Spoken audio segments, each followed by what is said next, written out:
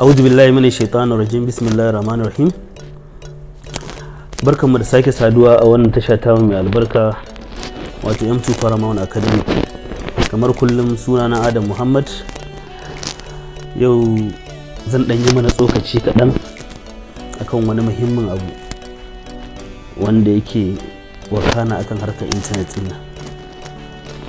Application ne guda biyu wanda alhamdulillah Allah cikin ikonsa na 'yan Najeriya ne, ɗaya ma na ɗan Kano ne. Amma kafin sannan idan bako ne kai ka daure ka danna mana subscribe, sannan idan wannan bidiyon ya burge ka ka danna liking domin kuna ƙara mana ƙarfin gwiwa, ƙara fito muku da sababbin abubuwa. Ku biyo mu ku ji wayannan wannan application din. Assalamu alaikum. Kamar yadda na yi muku bayani, wani muhimmin albishir zan mana wanda applications guda biyu yanzu da muka dan fara bincike a kansu suke da muhimmanci kuma ya kamata mu karfafe su mu ba su karfin gwiwa. Na farko akwai application da mai suna Crowy wanda dan Najeriya ne ya kirkire shi. Application ne na social media wato sada zumunta, shine Adamu Garba dan Adamawa. Wannan application din gaskiya ya matuƙar burge ni kuma ya bani sha'awa, domin me ko lokacin da aka bude Facebook irin features abubuwan da yake da shi bai kai Crowy din nan ba. So ya zuba abubuwa da yawa, ya kamata mu yi downloading.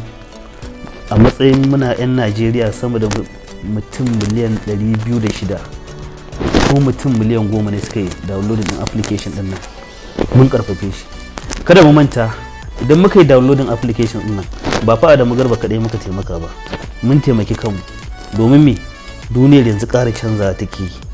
Idan ya zama na cewa mu ma Najeriya mun shiga internet world ana dama da mu, to duk abin da muka yi ya shiga internet zai zama ya zama karɓaɓɓe, wanda kuma wannan tsarin dole sai an koma shi. Saboda haka ina mai ba mu shawara da idan na mu yi abu lalle mu karfafe shi, domin su ma da haka suka yi har suka kawo wannan matsayin. Application na biyu shine Mudatex wato Mudassir and Brothers.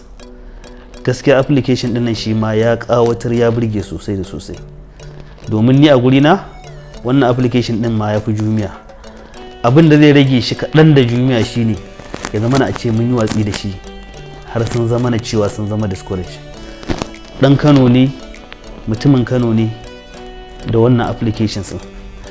Yanzu ka kaddara a sama da mutum miliyan 22 da muke da su a Kano, ko da mutum miliyan 10 ne suka yi downloading application din nan, lalle star ɗinsa za ta ƙara a duniya, kuma mu ma star ɗin mu ta Kano da Najeriya za ta ƙara a duniyar internet.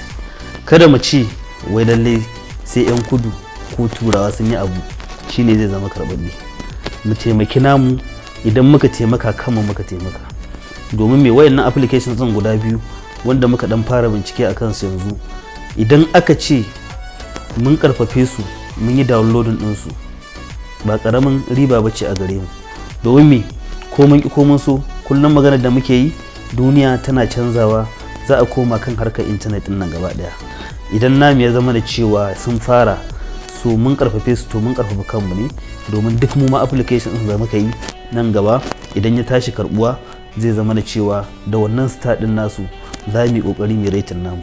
Saboda haka 'yan uwa masu kallo na, lallai ya kamata mu bincike wannan applications din, mu yi downloading din su, sannan mu fara amfani da su, domin me namu ne.